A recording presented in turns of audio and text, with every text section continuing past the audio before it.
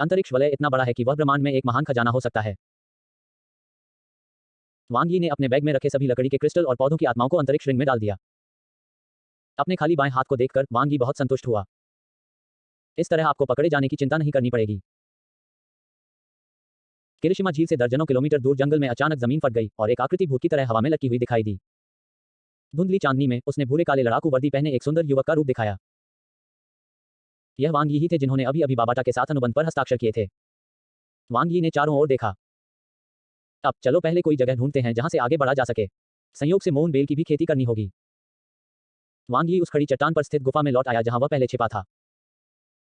यहाँ का वातावरण निर्जन और वीरान था और राक्षस भी कम ही दिखाई देते थे, जो उसके एकांत और साधना के लिए एकदम उपयुक्त था। मोह्यून। वांग यी ने मोह्यून बेल का अंकुर छोड़ा। लाल बेल, जो सिर्फ 2 मीटर लंबी थी और लौकी की बेल जैसी दिखती थी, चट्टान में जड़ें जमा चुकी थी। जड़ें आसानी से उसमें समा गईं और शाखाएं और पत्तियां वांग यी की ओर लहराने लगीं। मोह्यून, कृपया कुछ समय के लिए मेरे साथ अभ्यास करने आइए। वांग यी ने मोह्यून बेल के पत्तों को छुआ और उसके हाथ पर एक सफेद पारदर्शी क्रिस्टल दिखाई दिया। उसी समय गुफा में चावल की सौंधी खुशबू फैल गई।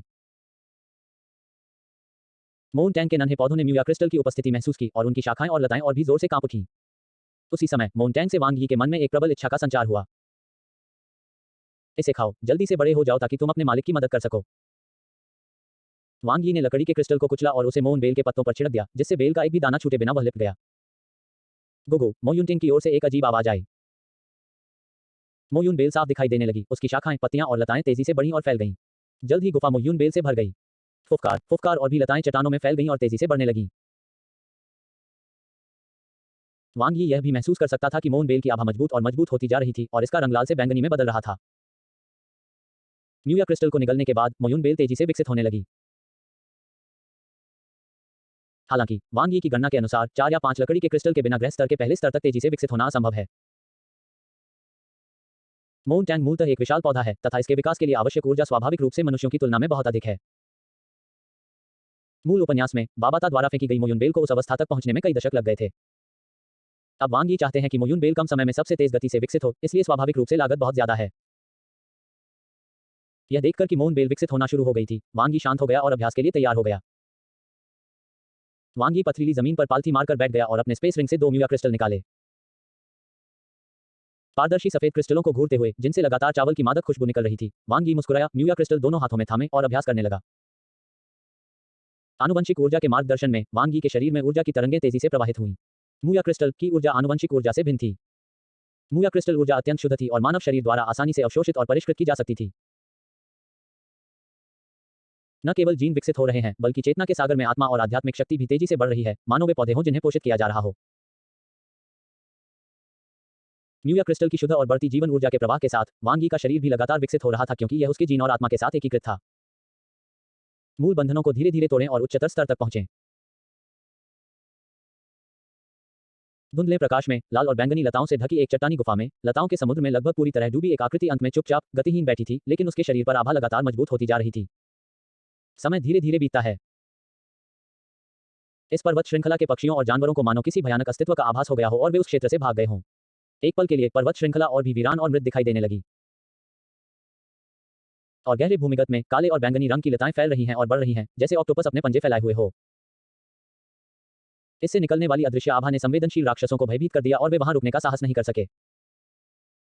ऑस्ट्रेलियाई महाद्वीप में प्रशिक्षुओं का जीवन मरण का रोमांच भी जारी है। कुछ छात्रों ने संचार घड़ियों के माध्यम से संवाद किया, जबकि अन्य चुप रहे। लिन यूयू, गाओ योरोंग और अन्य लोग भी जानते थे कि वांग यी जंगल में खतरनाक ढंग से जी रहा था। हालांकि वे चिंतित थे, फिर भी उन्होंने उसे परेशान करने की कभी पहल नहीं की। 11 अगस्त 2056 चीन के समयानुसार शाम से 6 बजे वांग यी के ऑस्ट्रेलिया पहुंचने के बाद से 11वां दिन था। आकाश में चमक धीरे धीरे फीकी पड़ रही थी और अस्त होने से पहले सूर्य की अंतिम किरण उस गुफा में तिरछी पड़ रही थी, जहां वांग यी अस्थायी रूप से छिपा हुआ था, जिससे गुफा में सब कुछ धब्बेदार और बहती हुई सुनहरी रोशनी और छाया से ढक गया। धुंधली गुफा में बैंगनी रंग की बेलों के बीच, जो 8 सेंटीमीटर से भी ज्यादा मोटी हो गई थी, एक आकृति अचानक हिली और धीरे से अपनी आंखें खोली। पल भर में अंधेरे में 2 लपटें दिखाई देने लगीं। धमाका। हवा में लपटें भर गईं, गर्म लहरें उठ रही थीं और मोन बेल अचानक झुलस गई, जल्दी से अपनी लताओं को समेट लिया। वह युवक, जिसका पूरा शरीर किसी देवता की तरह आग की लपटों में लिपटा हुआ था, धीरे से उठा, अपने शरीर को देखा जो आग की लपटों में सुरक्षित था, और एक अजीब सी मुस्कान बिखेरी। अंततः ग्रह स्तर तक पहुंच गया। ग्रह स्तरीय सफलताओं को योद्धाओं और अध्यात्मवादियों में विभाजित किया जा सकता है। अर्थात आनुवंशिक ऊर्जा या मानसिक शक्ति में एक सफलता। और अब वांग यी ने आनुवंशिक ऊर्जा में एक बड़ी सफलता हासिल कर ली है। हालांकि वह अभी प्रथम स्तरीय ग्रह योद्धा तक पहुंचा है, अपने जीन की ताकत के कारण उसकी वास्तविक ताकत दूसरे स्तरीय ग्रह योद्धा से कम नहीं है और शायद उससे भी अधिक मजबूत है। अब वांग यी को पृथ्वी पर वास्तव में शक्तिशाली लोगों में से एक माना जा सकता है। मेरे कानून का गुण वास्तव में अग्नि है। वांग यी ने एक पल के लिए सोचा, लेकिन यह अभी भी उसकी उम्मीदों के भीतर था। ज्वालामुखी क्षेत्र को समझने के उस अनुभव के बाद उन्होंने अनुमान लगाया कि भविष्य में वे अग्नि के मूलभूत नियमों के गुणों में सफलता प्राप्त करेंगे। आशा के अनुसार। और आनुवंशिक योद्धा बनने के बाद मुझ में जो क्षमता जागृत हुई है वह है विस्फोट करने की। वांग यी को थोड़ा आश्चर्य हुआ क्योंकि उसने अपने शरीर से आ रही जानकारी को महसूस किया। मानो ज्वाला विस्फोट की कलात्मक अवधारणा विरासत में मिली हो। वांग यी ने जो क्षमता जागृत की है वह वांग यी को कम समय में दोगुनी ताकत के साथ फटने की अनुमति दे सकती है।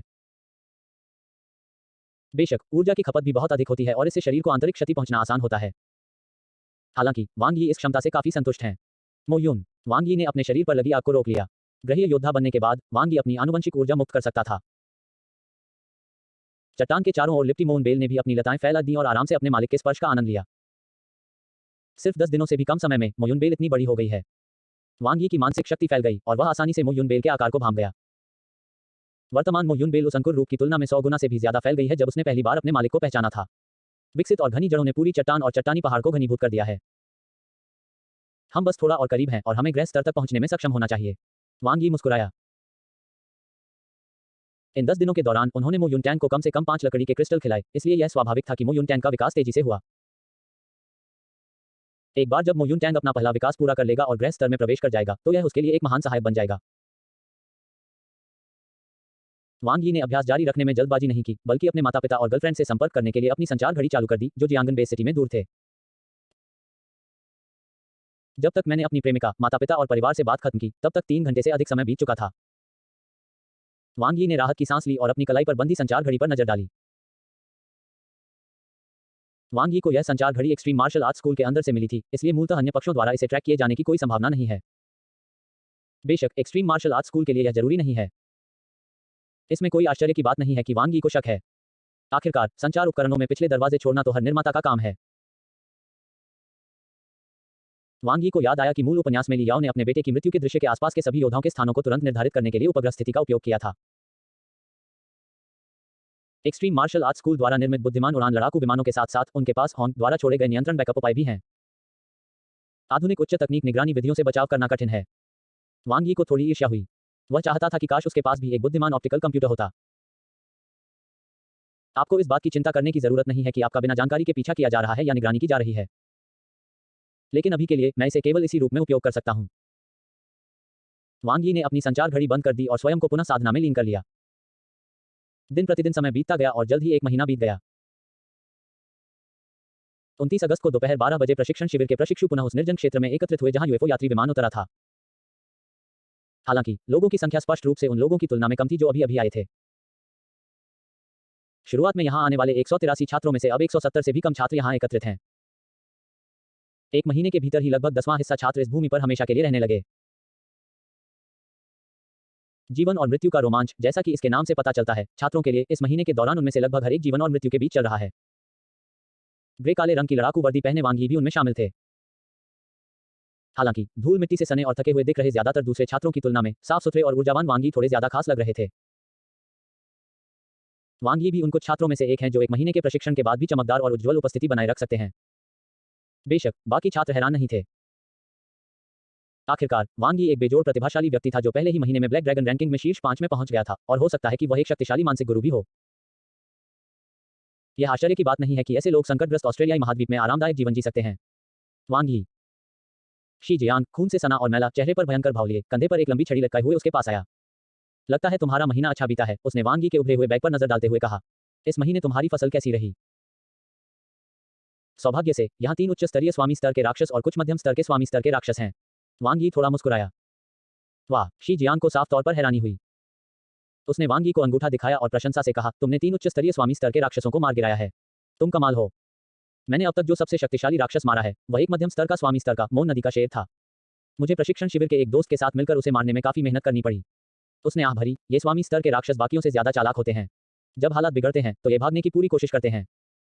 साथ ही इनके राक्षस अनुचर इन्हें रोकने की कोशिश करते हैं, इसलिए एक को भी मारना बेहद मुश्किल है। शी जियांग ने अपनी आवाज धीमी करते हुए कहा, तुम मनोविज्ञानी वाकई बहुत शक्तिशाली हो। तुम जिसे चाहो मार सकते हो। प्रभु स्तर के राक्षसों का शिकार करने में तुम्हारी दक्षता युद्ध के देवता की सामान्य स्तर के राक्षसों का शिकार करने की क्षमता से लगभग बेहतर है। शी जियांग भी प्रशिक्षण शिविर के उन गिने चुने लोगों में से एक था जो जानता था कि वांग यी एक मनोविज्ञानी है। आपके 3 उच्च स्तरीय स्वामी स्तर के राक्षसों के लिए सामग्री शायद अरबों में होगी। वाह, और अभी तो सिर्फ 1 महीना ही हुआ है। शी जियांग के स्वर में स्पष्ट ईर्ष्या थी। मनोविज्ञानी वास्तव में योद्धाओं में सबसे धनी वर्ग हैं, विशेष रूप से युद्ध देवता स्तर के मनोविज्ञानी, जिनकी राक्षसों का शिकार करने की क्षमता कई युद्ध देवता योद्धाओं की संयुक्त क्षमता से भी अधिक है। प्रभु स्तर के राक्षसों का शिकार करना बेहद मुश्किल होता है। यहां तक कि एक उच्च स्तरीय युद्ध देवता के लिए भी एक मध्यम स्तरीय प्रभु स्तर के राक्षस को मारना मुश्किल होगा जो भागने की कोशिश कर रहा हो। उच्च स्तरीय प्रभु स्तर के राक्षस की तो बात ही छोड़ दीजिए। उसे मारने के लिए आमतौर पर कई उच्च स्तरीय युद्ध देवताओं के सहयोग की आवश्यकता होती है। वांग यी ने अकेले ही 1 महीने में 3 उच्च स्तरीय प्रभु स्तर के राक्षसों का शिकार किया और यह ज्ञात है कि कितने अन्य थे। शी जियांग की बातें सुनने के बाद वांग यी केवल मुस्कुराए और कुछ नहीं बोले। यदि शी जियांग को पता होता कि वह इस महीने के भीतर युद्ध के देवता से भी आगे निकल गया है और वह एक ग्रह स्तर का तीसरे क्रम का महाशक्तिशाली प्राणी है जो युद्ध के देवताओं में सर्वश्रेष्ठ है, तो वह शायद इस पर विश्वास नहीं करता। जहां तक इन प्रभु स्तर के राक्षसों की बात है, वांग यी ने उन्हें बस यूं ही मार डाला। उच्च स्तरीय प्रभु स्तर के राक्षसों का शिकार करना अब वांग यी के लिए बिल्कुल भी मुश्किल नहीं है। हालांकि वांग यी को अब इस पैसे की बिल्कुल भी परवाह नहीं है। उसके पास जो भी खजाना है उसे किसी भी धनराशि से नहीं खरीदा जा सकता। झाओ रुओ नाम की छोटी लड़की, जिसकी त्वचा का रंग गहरा लग रहा था, भी आई और उन 2 लोगों का अभिवादन किया जो लंबे समय के बाद फिर से मिले थे। लेकिन वह अच्छे मूड में नहीं लग रही थी। ऐसा लग रहा था कि राक्षसों की घेराबंदी में एक परिचित टीम के साथी की मृत्यु हो गई। वांग यी इस मामले पर कुछ नहीं कह सके। आखिरकार जिस दिन वे योद्धा बन जाते हैं, जंगल में मरना लगभग उनकी नियति बन जाती है। जब प्रशिक्षु बातचीत और विचार विमर्श कर रहे थे, तभी क्षितिज से एक हल्की नीली रोशनी चमकी। कई दसियों मीटर व्यास वाला एक गहरे नीले रंग का यूएफओ यात्री विमान उनके सिर के ऊपर रुका और फिर धीरे धीरे नीचे उतरा। दरवाजा खुला और प्रशिक्षण शिविर से कई युद्ध देवता शिक्षक बाहर आए। यह देखकर कि उनके सामने कम छात्र थे, उनके चेहरे पर कोई भाव नहीं था। कई छात्र जो तनाव में थे, अंततः शांत हो गए और 3 या 4 के समूह में यात्री विमान में चढ़ गए, जिनमें वांग यी भी शामिल थे, जो शांत दिख रहे थे। जैसे ही वह केबिन में गया, वांग यी ने किरिशिमा की ओर देखा और हल्के से मुस्कुराया। जैसे ही यात्री विमान ने धीरे धीरे उड़ान भरी, ऑस्ट्रेलियाई महाद्वीप पर यह जीवन मरण का रोमांच समाप्त हो गया। अगले दिन आखिरकार वापस आ गया। जियांगन मंडप में, जो कि शी जियांग का मंडप है, वांग यी और 3 अन्य लोग एक साथ बैठकर चाय पी रहे थे। वांग यी, आप पिछले महीने ब्लैक ड्रैगन रैंकिंग में 5वें स्थान पर पहुंच गए थे। इस महीने आपको ढेर सारे इनाम मिले होंगे। झाओ रुओ ने ईर्ष्या से कहा। झाओ रुओ 1955 में प्रशिक्षण शिविर में आए थे। प्रशिक्षण शिविर में प्रशिक्षुओं के बीच उनकी अपनी ताकत बहुत ज्यादा नहीं थी। उनकी रैंकिंग शीर्ष 100 से बाहर थी और उनकी तुलना वांग यी और शी जियांग से नहीं की जा सकती थी। वांग यी मुस्कुराया। दरअसल इस बार ऑस्ट्रेलियाई महाद्वीप से सबसे ज्यादा फायदा उसे ही हुआ था। उसकी आनुवंशिक ऊर्जा न सिर्फ तीसरे ग्रह के स्तर तक पहुंच गई, बल्कि उसकी मानसिक शक्ति भी पहले ग्रह के स्तर तक पहुंच गई। मोन टैंग के शामिल होने के साथ वांग यी की ताकत अब पृथ्वी पर तीसरे स्थान पर है, जो होंग और थोर के बाद दूसरे स्थान पर है। बस अगले कुछ दिन आराम करो। रैंकिंग प्रतियोगिता अगले महीने फिर शुरू होगी, शी जियांग ने आह भरी। इस महीने प्रशिक्षण शिविर में कई छात्र घायल हुए हैं या मारे गए हैं और मुझे लगता है कि इस दौरान बहुत सारे नए लोग आएंगे। शी जियांग से लौटने के बाद वांग यी थोड़ा भावुक महसूस कर रहे थे। आम राक्षस शिकार यात्राओं की तुलना में हर साल अगस्त में होने वाले जीवन मरण के रोमांच प्रशिक्षण शिविर में प्रशिक्षुओं के लिए एक असली परीक्षा होते हैं। हर साल खतरनाक ऑस्ट्रेलियाई महाद्वीप में कुछ प्रशिक्षुओं की मृत्यु हो जाती है, इसलिए प्रशिक्षण शिविर में नए लोगों की भर्ती बहुत जल्दी हो जाती है। कभी कभी कुछ परिचित चेहरे पलक झपकते ही गायब हो जाते हैं। वांग यी का निवास तहखाना। पकड़े जाने से बचने के लिए वांग यी ने मोन टैंग को ऑस्ट्रेलियाई महाद्वीप पर छोड़ दिया और कुछ म्यूया क्रिस्टल को वहां अकेले विकसित होने के लिए छोड़ दिया, जबकि वांग यी अपना अभ्यास जारी रखने के लिए प्रशिक्षण शिविर में लौट आया। पिछले महीने मैं 5वें स्थान पर था और इस महीने मैं प्राचीन सभ्यता गुरुत्वाकर्षण कक्ष में लगभग 30 घंटे बिताने में सक्षम था। प्राचीन सभ्यता का गुरुत्वाकर्षण कक्ष 1 से 1000 गुना गुरुत्वाकर्षण पैदा कर सकता है और यह उन कुछ सहायक प्रशिक्षण उपकरणों में से एक है जो आज वांग यी पर प्रशिक्षण प्रभाव डाल सकते हैं। मैं वर्तमान में ग्रह स्तर का 3य श्रेणी का योद्धा हूं, लेकिन मेरी शारीरिक क्षमता ग्रह स्तर के 4th श्रेणी के योद्धा से कहीं बेहतर है और ग्रह स्तर के 5वीं श्रेणी के योद्धा के करीब है। मैं 3000 से 4000 गुना ज्यादा गुरुत्वाकर्षण का सामना कर सकता हूं, जो किसी प्राचीन सभ्यता के गुरुत्वाकर्षण कक्ष की वर्तमान क्षमता से कहीं ज्यादा है। वह कक्ष भी सीमित सहायता ही प्रदान कर सकता है। वांग यी कुछ असहाय महसूस कर रहा था। अगर मुझे अपनी ताकत तेजी से बढ़ानी है तो मुझे लकड़ी के क्रिस्टल की जरूरत होगी। वांग यी ने बाबाता से जो म्यूया क्रिस्टल उधार लिए थे, उनमें से 10 को उन्होंने बैकअप के रूप में रख लिया और 1/3 को मो युनतेंग के लिए विकास के लिए छोड़ दिया तथा शेष का उपयोग खेती के लिए किया।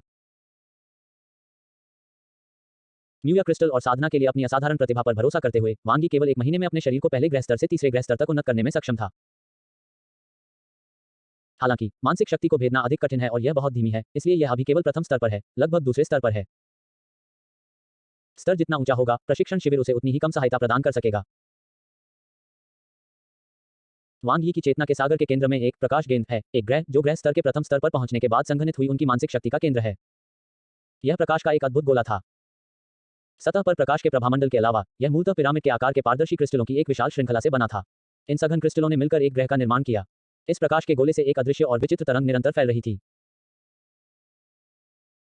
जब वह दूसरे ग्रह स्तर पर पहुंचेगा तो उसकी चेतना के सागर में ग्रहों की संख्या 2 हो जाएगी और इसी प्रकार 9 तक बढ़ जाएगी, जो 9वां ग्रह स्तर है।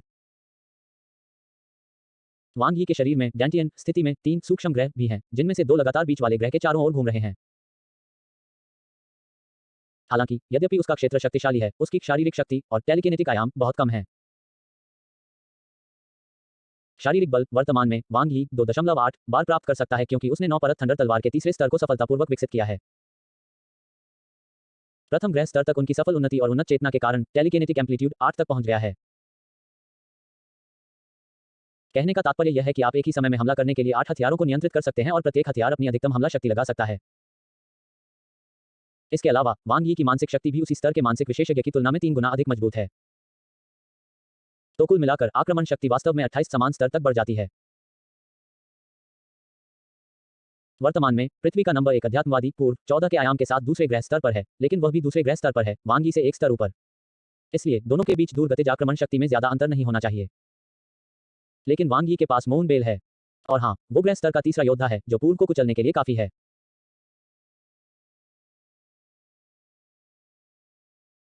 वांग यी तहखाने के ठंडे मिश्र धातु के फर्श पर बैठ गया, अंतरिक्ष की अंगूठी से 2 म्यूया क्रिस्टल निकाले, अपनी आंखें बंद कर ली और चुपचाप म्यूया क्रिस्टल की शुद्ध जीवन शक्ति ऊर्जा को अवशोषित कर लिया, इसे अपनी ताकत बढ़ाने के लिए आनुवंशिक ऊर्जा और मानसिक शक्ति में परिवर्तित कर दिया। समय बस चुपचाप बीत जाता है। सितंबर में वांग यी प्रशिक्षण शिविर की ब्लैक ड्रैगन रैंकिंग में नंबर 1 बन गए, जिसने पूरी दुनिया को चौंका दिया। सभी ने इस प्रतिभाशाली युवक को याद किया जो केवल 18 वर्ष का था और प्रशिक्षण शिविर में शामिल होने के 3 महीने बाद शीर्ष पर पहुंच गया। वांग यी प्रशिक्षण शिविर में अभ्यास करता था, अपनी ताकत बढ़ाने के लिए लकड़ी के क्रिस्टल का इस्तेमाल करता था और राक्षसों का शिकार करने निकल पड़ता था। दरअसल वह शहर में जमीन के नीचे गहराई में अभ्यास कर रहा था, जहां उसे उपग्रहों द्वारा नहीं देखा जा सकता था।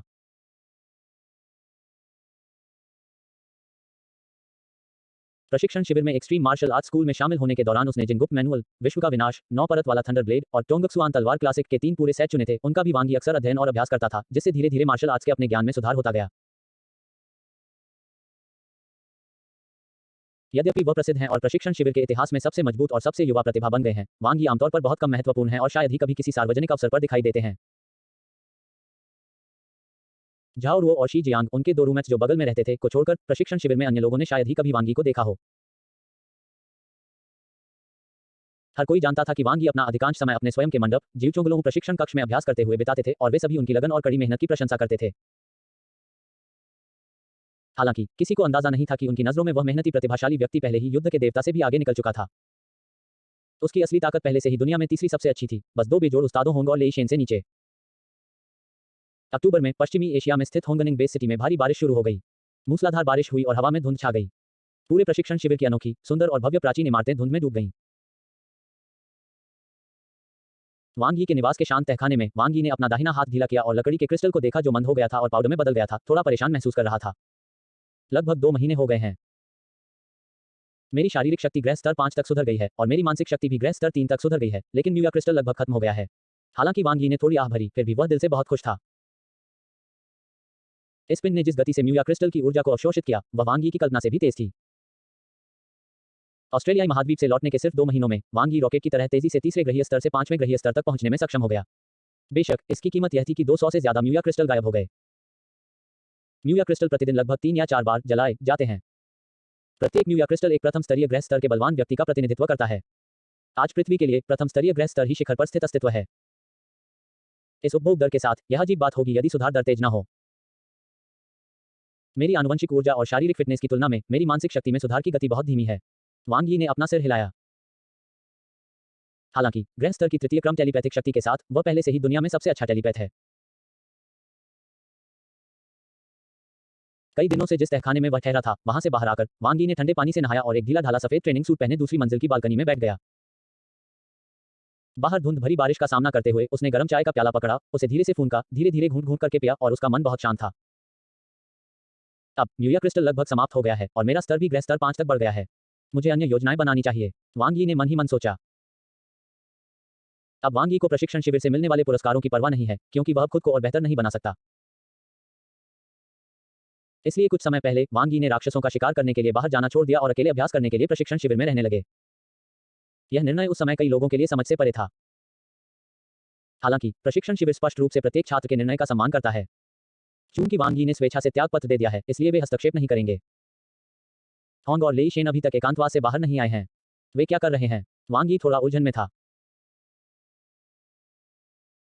पिछले 2 महीनों में वांग यी ने मार्गदर्शन प्राप्त करने के बहाने एक्सट्रीम मार्शल आर्ट्स स्कूल में 2 बार आवेदन किया, लेकिन हर बार उन्हें बताया गया कि प्रधानाध्यापक प्रशिक्षण के लिए एकांतवास में हैं।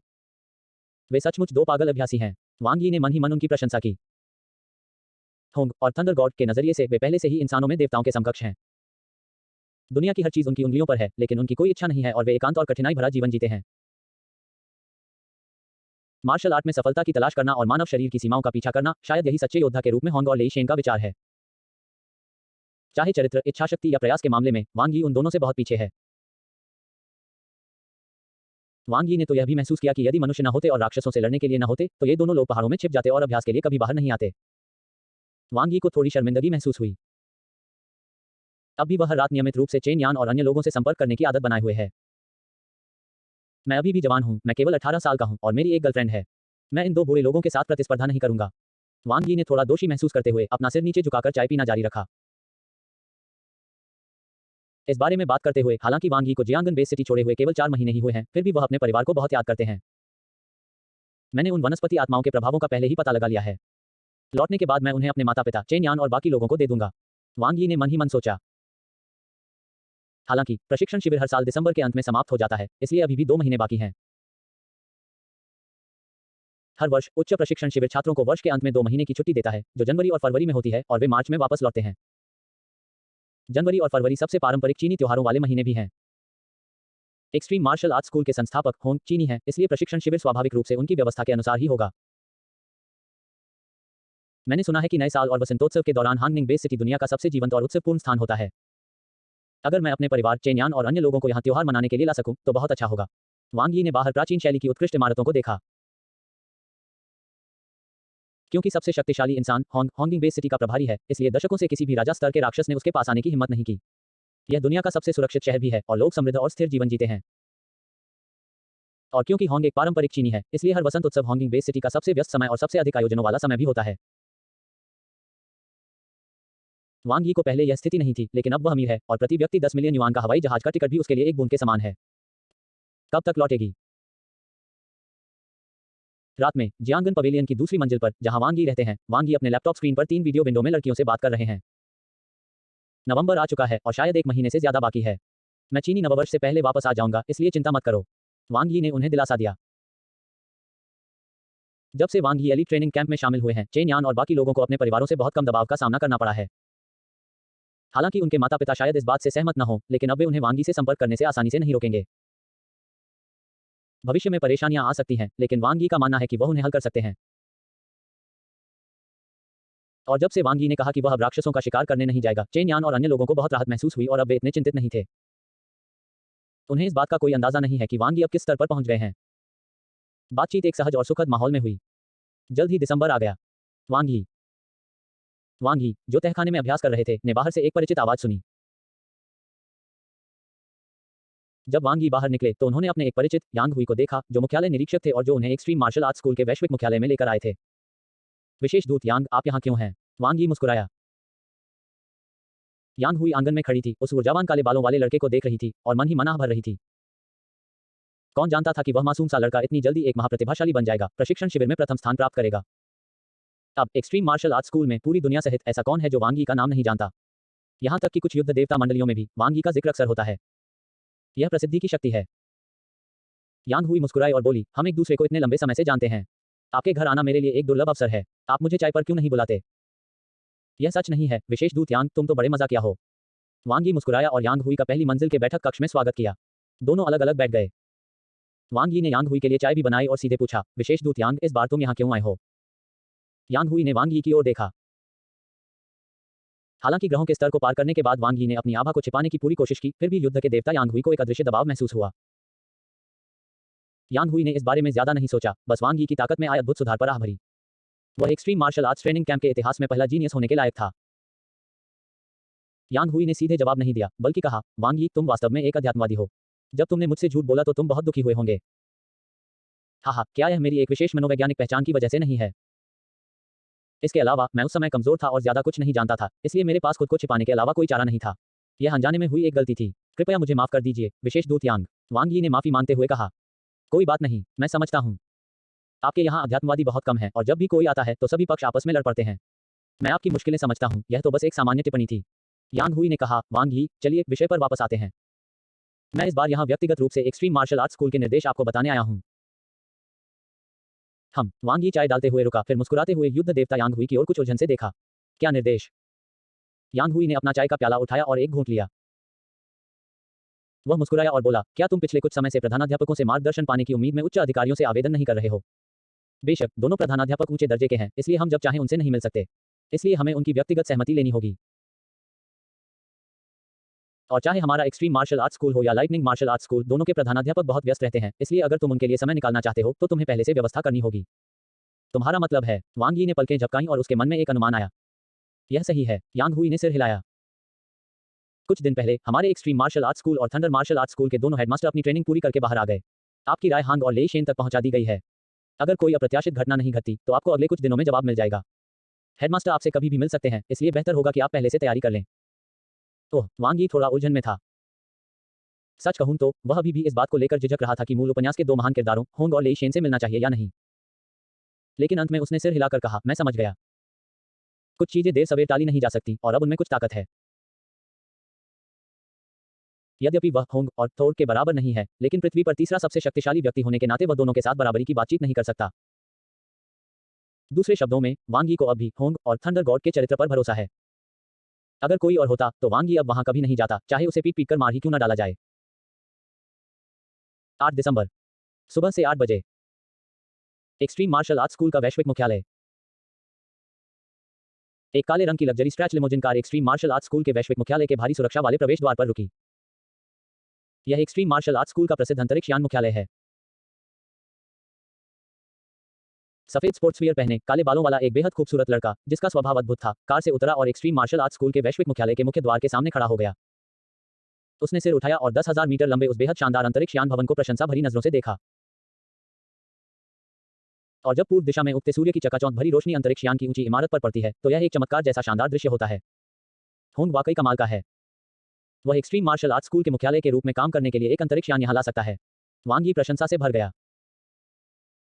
दरअसल एक्सट्रीम मार्शल आर्ट्स स्कूल के वैश्विक मुख्यालय के बारे में जानकारी इंटरनेट पर बहुत कम दिखाई देती है।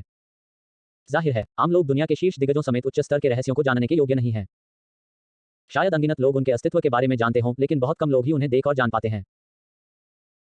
होंग का उल्लेख करना भी आवश्यक नहीं है, जो मानवता के शिखर पर खड़ा है और भगवान की तरह है। उनके नाम में एक प्रकार का जादू है और असंख्य लोग उन पर विश्वास करते हैं और उनकी पूजा करते हैं। इस युग में होंग एक प्रकार का विश्वास है। अपनी शक्ति से वह मानव अस्तित्व के आकाश को सहारा देता है। अंतरिक्ष यान से एक नीली रोशनी निकली और वांग यी को घेर लिया। बूंद, कृपया अंदर आइए, छात्र वांग यी, एक इलेक्ट्रॉनिक आवाज सुनाई दी। वांग यी ने उन दो कर्मचारियों को अलविदा कहा जो उसे यहां लाए थे और अंदर चले गए। चांदी सफेद अंतरिक्ष यान हैच के पास प्रवेश द्वार पर वांग यी देख सकते थे कि मुख्यालय बेस में लगभग सभी कर्मचारी नीले वस्त्र पहने हुए थे और बहुत कम लोग लाल वस्त्र पहने हुए थे।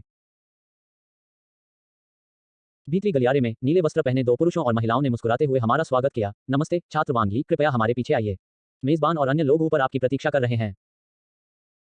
वांग यी भी थोड़ा उत्साहित था, लेकिन अभिवादनकर्ता के शब्द सुनकर उसने प्रतिक्रिया दी, वे, क्या ऐसा हो सकता है कि हांग अकेला नहीं है जो मुझसे मिलना चाहता है? वांग यी ने मन ही मन सोचा। वांग यी इंसानों में सबसे महान बलवान होंग से मिलने वाला है। इस दिन के लिए वह ऑस्ट्रेलियाई महाद्वीप के पहाड़ों पर भी गया और अभी भी विकसित हो रही मोन बेल को वापस लाया।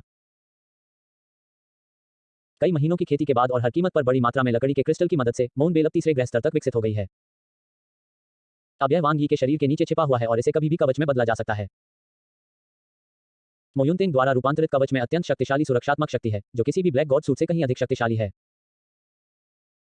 इसके अलावा ब्लैक गॉड सूट ग्रहीय स्तर के बीच केवल एक अच्छा प्रथम स्तरीय बल सूट है। इसकी सुरक्षात्मक क्षमता उपयोगकर्ता की शक्ति पर निर्भर करती है।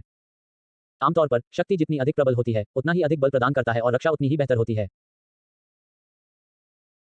वांग यी अंतरिक्ष यान के विशाल गलियारे में चल रहे दो नीले वस्त्रधारी पुरुषों और महिलाओं के पीछे पीछे चल रहा था और मन ही मन कुछ कह रहा था। दाखिल करना। अगले ही पल वह परिचित, सुखद और अत्यंत सुंदर आवाज सुनाई दी। डिंग, सफलतापूर्वक साइन इन करने के लिए होस्ट को बधाई और डोमेन ज्ञानवर्धन के लिए पुरस्कार। आपने अग्नि क्षेत्र के पहले स्तर पर महारत हासिल कर ली है। इस स्थान पर आप जितने चेक इन कर सकते हैं उनकी संख्या है 0। जैसे ही साइन इन पैनल पर संदेश दिखाई दिया, वांग यी की आंखें धुंधली हो गईं। लेकिन उसे ठीक होने में बस एक पल ही लगा, उसकी आंखें साफ और चमकदार हो गईं। यहां तक कि एक्सट्रीम मार्शल आर्ट्स स्कूल के दो स्टाफ सदस्य जो आगे चल रहे थे, उन्हें भी उनके पीछे वांग यी के बारे में कुछ भी असामान्य नहीं लगा। लेकिन वांग यी को लगा कि वह एक बिल्कुल अलग व्यक्ति है। अब मैं इस क्षेत्र में निपुण हो गया हूं। वांग यी को यह बात थोड़ी अविश्वसनीय लगी। यद्यपि भक्षण करने वाले तारों वाले आकाश में डोमेन कुछ भी नहीं है, फिर भी विशाल ब्रह्मांड में ऐसे कई लोग हैं जो ब्रह्मांडीय स्तर पर डोमेन में निपुणता प्राप्त कर लेते हैं। लेकिन अगर इसे ग्रह स्तर पर रखा जाए तो यह एक राक्षस है, स्वर्ग को चुनौती देने वाला स्तर। एक आकाशगंगा में सैकड़ों हजारों जीवनदायी ग्रहों के बीच किसी ग्रह स्तरीय प्राणी का निर्माण करना आवश्यक रूप से संभव नहीं है जो उस क्षेत्र को नियंत्रित कर सके। और हॉर्न ग्रह स्तर पर अजेय है क्योंकि उसके पास डोमेन है। यहां तक कि थोर, जो उससे बेहतर शारीरिक फिटनेस और ताकत रखता है, भी उससे हार गया। ग्रह स्तर का अपना क्षेत्र है और अपने साथियों के बीच यह पूरी तरह से अजेय है। और अब वांग यी भी डोमेन के मालिक हैं। वांग यी को बहुत खुशी महसूस हुई। ग्रह स्तर पर डोमेन एक अत्यंत असाधारण क्षमता है। डोमेन के साथ वांग यी की वर्तमान ग्रह स्तर 5 योद्धा शक्ति, ग्रह स्तर 3 मानसिक शक्ति और मून बेल के साथ यहां तक कि हॉर्न के लिए भी उसे हराना आसान नहीं होगा। जहां तक थोर की बात है, डोमेन के बिना मैं संभवतः उसे हार जाऊंगा। हा हा हा। वांग यी को ताजगी महसूस हुई और हांग और लेई शेन से मिलने को लेकर उसके दिल की बेचैनी गायब हो गई। यहां तक कि उसकी ताकत उजागर होने के बाद विभिन्न पक्षों की लालच से पैदा होने वाले खतरे की चिंता भी गायब हो गई। डोमेन के साथ यह कहना कोई अतिशयोक्ति नहीं है कि हॉर्न को छोड़कर दुनिया में कोई भी उसका प्रतिद्वंद्वी नहीं हो सकता है। जब तक वह चाहता, वह हॉन्ग और लेई शेन से सीख सकता था, एक आधार शहर और एक मार्शल आर्ट स्कूल का निर्माण कर सकता था, करोड़ों लोगों से ऊपर खड़ा हो सकता था और एक ऐसा विशालकाय व्यक्ति बन सकता था जो देश के साथ समान संवाद कर सकता था। लेकिन यह अर्थहीन है। उत्साह के बाद यह उबाऊ हो जाता है। होंग और थोर की तरह वांग यी को भी सत्ता, प्रसिद्धि या यहां तक कि धन में कोई दिलचस्पी नहीं है। अलग अलग दृष्टिकोण और अलग अलग प्रयास। यहां तक कि वांग यी की खोज हॉन्ग और लेई शेन से भी आगे निकल गई। होंग और थंडर गॉड, जो पृथ्वी के मूल निवासी के रूप में पैदा हुए थे, के लिए ब्रह्मांडीय स्तर बनना अब शायद एक विलासिता है। लेकिन वांग यी के लिए अमरता प्राप्त करना तो बस न्यूनतम लक्ष्य है। शाश्वत रूप से स्वतंत्र होना, मूल ब्रह्मांड और यहां तक कि परम नियमों की सीमाओं से मुक्त होना और हर चीज से परे जाना, शायद वांग यी के दिल में छिपी उसकी सच्ची महत्वाकांक्षा हो सकती है। ब्रह्मांड के शिखर पर खड़े हुए प्राचीन प्राणी, जैसे कि ब्रह्मांड के स्वामी, सच्चे ईश्वर। वांग यी जितने महत्वाकांक्षी नहीं हो सकते, जो वर्तमान में केवल एक छोटे ग्रह स्तर पर हैं। लेकिन महत्वाकांक्षा भी एक मानसिक स्थिति है, जिसका अर्थ यह नहीं है कि वांग यी इसके लिए कुछ भी करेंगे और अपना सब कुछ त्याग देंगे। आखिरकार शाश्वत स्वतंत्रता तो बस एक लक्ष्य है, एक प्रेरणा जो उसे वर्षों तक लगातार उसका पीछा करने और जीवन को कम उबाऊ बनाने की अनुमति देती है। यह वांग यी के जीवन का असली अर्थ नहीं है।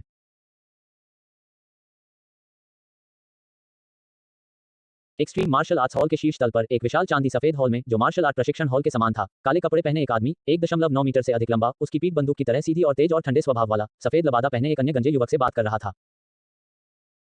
इस रिट्रीट के दौरान आपने और मैंने एक दूसरे की प्रगति की पुष्टि की है और हमने कुछ प्रगति की है। हांग ने आह भरी। हमारे स्तर तक पहुंचने के लिए पूरी पृथ्वी पर लगभग कोई प्रतिद्वंद्वी नहीं है। थोड़ी सी भी सफलता बेहद मुश्किल है। मुझे नहीं पता कि आप और मैं कब ग्रह स्तर तक पहुंचेंगे और दूसरे स्तर में प्रवेश करेंगे। सफेद वस्त्र पहने वह गंजा युवक पृथ्वी का दूसरा सबसे शक्तिशाली प्राणी थोर था। हालांकि उसमें एक महान अद्वितीय योद्धा जैसा व्यवहार नहीं था। इसके बजाय उसने अपना गंजा सिर खुजाया और कहा, भाई होंग, ग्रह स्तरीय परम शक्ति के बारे में भूल जाओ। तुम्हारे पास इतने लंबे समय से एक डोमेन है और मेरे पास अभी भी एक नहीं है। थोर का स्वर खट्टा था। वह वज्र देवता वास्तव में मनुष्यों में साधना में एक प्रतिभाशाली व्यक्ति है। उसकी साधना गति, शारीरिक शक्ति और सामर्थ्य सभी अत्यंत अद्भुत हैं, अन्य मानव बलवानों से कहीं अधिक। हालांकि हांग के सामने वह बिना किसी संयम के हार गया। इसका कारण यह है कि हॉन्ग के पास डोमेन है, लेकिन लेई शेन के पास नहीं है। जो कोई भी ग्रह स्तर पर किसी क्षेत्र पर अधिकार कर लेता है, उसे विशाल आकाशगंगा में प्रतिभाशाली माना जाता है।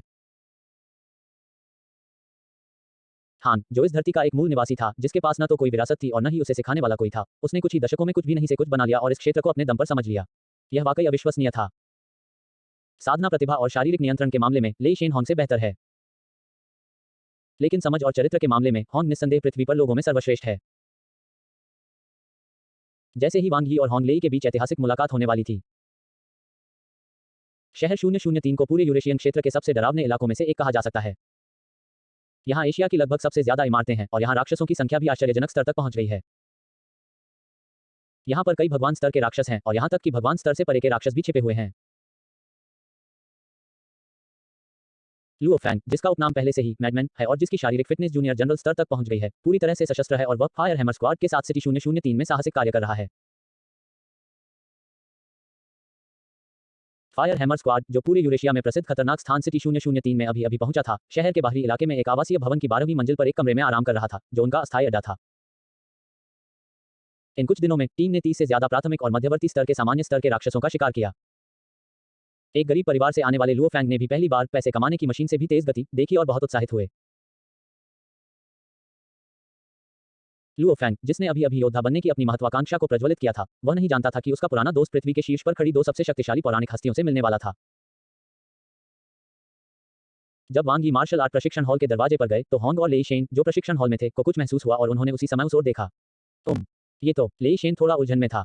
भाई होंग, आपके एक्सट्रीम मार्शल आर्ट स्कूल में गृह स्तर का विशेषज्ञ कब आया? जब वांग यी पहली बार एक्सट्रीम मार्शल आर्ट स्कूल के वैश्विक मुख्यालय में पहुंचा तो दूरी के कारण हांग और लेई शेन ने उसे नोटिस किया। हालांकि जब वह पास पहुंचा तो हांग और लेई शेन योद्धाओं की अद्भुत धारणा के साथ उन्हें तुरंत पता चल गया कि पास में ही एक शक्तिशाली गृहस्तरीय अस्तित्व मौजूद है। होंग ने थंडर गॉड की ओर देखा और कहा, मेरे एक्सट्रीम मार्शल आर्ट स्कूल में ऐसा व्यक्ति कभी नहीं रहा। यह आपका एक्सट्रीम मार्शल आर्ट स्कूल है, क्या आप यह नहीं जानते, भाई होंग? थोर ने कहा। जो कोई भी एक्सट्रीम मार्शल आर्ट स्कूल के वैश्विक मुख्यालय में उपस्थित हो सकता है, उसे प्रवेश करने से पहले एक्सट्रीम मार्शल आर्ट स्कूल की सहमति प्राप्त करनी होगी। दिलचस्प। हालांकि हांग और लेई शेन आश्चर्यचकित थे, फिर भी वे शांत रहे। आखिरकार उन्हें अपनी ताकत पर पूरा भरोसा है और उनका मानना है कि धरती पर उनसे ज्यादा ताकतवर कोई नहीं है। मैं तो बस यही सोच रहा हूं कि मनुष्यों के बीच एक अजीब ग्रह स्तर का बलवान व्यक्ति क्यों है। तार्किक रूप से एक बार ऐसा शक्तिशाली व्यक्ति प्रकट हो जाए तो वह कुछ न कुछ जानकारी जरूर छोड़ जाएगा। पूरी पृथ्वी पर कुछ ही शक्तिशाली लोग हैं और उनमें से लगभग सभी को युद्ध के देवता के महल में लाकर दर्ज किया जाता है। हालांकि हांग और लेई शेन को इस अजीब सांस के बारे में कोई प्रासंगिक जानकारी कभी नहीं मिली। इसलिए होंग और लेई शेन भी इस रहस्यमय और शक्तिशाली व्यक्ति के बारे में उत्सुकता महसूस करने से खुद को नहीं रोक सके जो प्रकट होने वाला था। दरवाजा खुला और एक काले बालों वाला लड़का अंदर आया। वे तीनों एक दूसरे की ओर देखने लगे। हांग और लेई शेन दोनों के चेहरों पर आश्चर्य के भाव थे। उन्हें उम्मीद नहीं थी कि जो रहस्यमय ताकतवर आदमी सामने आया है वह इतना जवान और जवान लड़का होगा। वांग यी ने तुरंत पहचान लिया कि उसके सामने खड़े दो लोग पृथ्वी पर सबसे शक्तिशाली लोग थे, होंग और थोर। क्या आप वांग यी हैं? होंग ने कुछ सोचा और आश्चर्य से देखा। कुछ दिन पहले जब वह एक्सट्रीम मार्शल आर्ट स्कूल के कामों में व्यस्त था, उसे एलीट ट्रेनिंग कैंप से एक आवेदन मिला। उसे पता चला कि एलीट ट्रेनिंग कैंप में हाल ही में एक असाधारण प्रतिभा वाला नया छात्र शामिल हुआ है जो सिर्फ 18 साल का है और ब्लैक ड्रैगन रैंकिंग में शीर्ष पर पहुंच गया है। होंग को तुरंत इसमें रुचि हो गई और उन्होंने आज ही समय रहते उस युवक से मिलने का प्रबंध कर लिया। अभी अभी क्योंकि वांग यी अचानक प्रकट हुए थे, हांग को तुरंत अंदाजा नहीं हुआ कि यह गृह स्तरीय बलवान वांग यी के विशिष्ट प्रशिक्षण शिविर में एक छात्र से मुकाबला कर रहा है। हालांकि जब वांग यी प्रकट हुए तो हांग ने तुरंत प्रतिक्रिया व्यक्त की। मैं वांग यी हूँ, एक्सट्रीम मार्शल आर्ट स्कूल के एलीट ट्रेनिंग कैंप का छात्र। हेडमास्टर से मिलकर मुझे बहुत खुशी हुई, वांग यी ने थोड़ा झुककर कहा। थंडर गॉड स्कूल के हेडमास्टर से मिलकर मुझे बहुत खुशी हुई। लेई शेन आश्चर्यचकित हुए और पूछा, भाई होंग, क्या यह आपके विशिष्ट प्रशिक्षण शिविर का छात्र है? थोड़ा अजीब लग रहा था। एक्सट्रीम मार्शल आर्ट स्कूल के एलीट ट्रेनिंग कैंप की गुणवत्ता कब इतनी ऊंची हो गई कि एक छात्र तो वाकई ग्रहों के स्तर का हो गया। उसे वांग यी के बारे में कुछ जानकारी जरूर थी। आखिरकार जब वे पहले भी बातचीत कर रहे थे तो हांग ने उसे यूं ही बता दिया था, इसलिए उसे वांग यी के बारे में कुछ कुछ पता था। इसके अलावा थोर अपनी दृष्टि से देख सकता है कि वांग यी की ताकत निश्चित रूप से किसी नए ग्रह स्तर की नहीं है। वह उसे एक बहुत ही रहस्यमय और अथाह एहसास भी देता है। हांग भी बहुत हैरान हुआ, लेकिन वह एक महान चरित्रवान व्यक्ति था, इसलिए स्वाभाविक रूप से उसने इसे जाहिर नहीं किया। इसके बजाय उसने गहरी आवाज में कहा, वांग यी, क्या तुम ग्रहों के स्तर तक पहुंच गए हो? वांग यी ने शांति से कहा, हाँ गुरुजी। होंग और लेई शेन ने एक दूसरे की ओर देखा, उनकी आंखों में आश्चर्य का भाव था। 18 साल की उम्र में आप ग्रहों के स्तर पर पहुंच गए हैं। ऐसा लगता है कि आप सरल नहीं हैं। होंग ने आह भरी। हांग और लेई शेन दोनों ही वांग यी का व्यक्तित्व जानते थे। वह एक साधारण परिवार का लड़का था जो बेस सिटी में एक नीरस जीवन जी रहा था। 18 साल बाद उसने अचानक असाधारण प्रतिभा का प्रदर्शन किया, धूमकेतु की तरह उभरता हुआ, दूसरों की नजरों में एक अद्वितीय प्रतिभा बन गया। और कुलीन प्रशिक्षण शिविर में शामिल होने के सिर्फ 6 महीने के भीतर वह ग्रहों के स्तर पर पहुंच गया था। या तो वांग यी सचमुच एक अद्भुत प्रतिभा था या उसे एक महान अवसर मिला था। हॉन्ग को तुरंत अपने विचार याद आ गए और उन्होंने एक्सट्रीम मार्शल आर्ट्स स्कूल के वैश्विक मुख्यालय में अंतरिक्ष यान खुफिया को आदेश दिया कि वे वांग यी की सभी सूचनाओं की पुनः जांच करें, जिसमें उनके सभी ठिकाने और मार्ग शामिल हैं। हॉन्ग के व्यक्तिगत आदेश के कारण मुख्यालय की खुफिया एजेंसियों ने उच्चतम दक्षता के साथ वांग यी के बारे में सारी जानकारी एकत्र की और उसे हॉन्ग को सौंप दिया। मास्टर, वांग यी के बारे में ये सारी खुफिया जानकारी है जब से वो एलीट ट्रेनिंग कैंप में शामिल हुआ है। हांग के मन में एक आवाज गूंजी। हांग शांति से सुन रहा था और सामने बैठे शांत काले बालों वाले लड़के से बात कर रहा था। वांग यी, चाहे कुछ भी हो, यह तथ्य कि तुम ग्रहों के स्तर तक पहुंच सकते हो, तुम्हारी क्षमता को प्रमाणित करता है और यह मानव जाति के लिए एक आशीर्वाद है। हांग ने यह बात बहुत ईमानदारी से कही। उसे सचमुच उम्मीद थी कि मानव जाति में और भी शक्तिशाली लोग उभरेंगे जो राक्षसों के आक्रमण से मनुष्यों की रक्षा करेंगे। एलीट प्रशिक्षण शिविर, अगस्त, ऑस्ट्रेलियाई महाद्वीप। हॉन्ग का दिल द्रवित हो गया। प्रशिक्षण शिविर में वांग यी का ठिकाना बहुत ही निश्चित और कठोर था। राक्षसों का शिकार करने के अलावा वह लगभग कभी शिविर से बाहर नहीं निकलता था। कुछ दिन पहले उसने अचानक बाहर जाने के लिए आवेदन किया और फिर वापस आ गया। इसके अलावा सबसे संदिग्ध बात अगस्त में ऑस्ट्रेलिया की यात्रा है, जब प्रशिक्षण शिविर में सभी प्रशिक्षु एक साथ जीवन मरण के साहसिक कार्य पर गए थे और उस समय वांग यी के ठिकाने का पता नहीं लगाया जा सका था।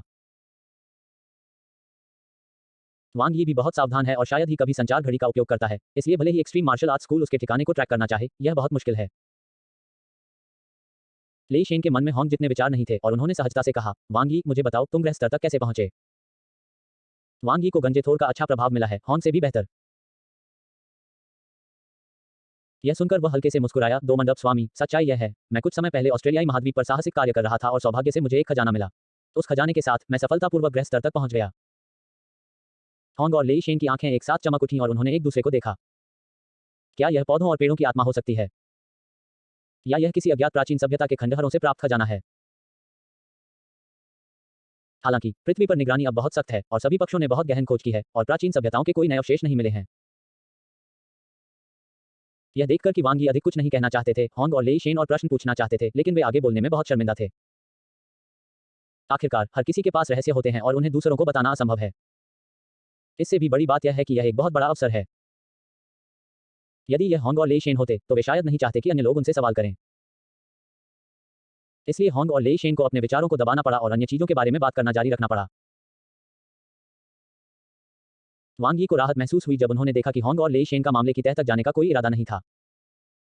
ऐसा लगता है कि वह उस व्यक्ति के बारे में गलत नहीं था।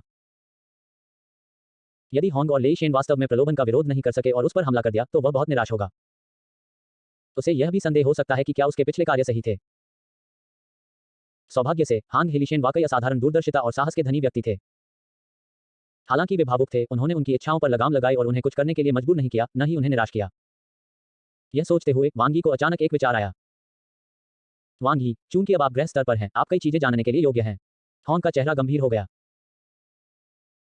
फिर उन्होंने वांग यी को मानवता के सामने मौजूद वर्तमान स्थिति और ब्रह्मांड में मौजूद खतरों के बारे में समझाया।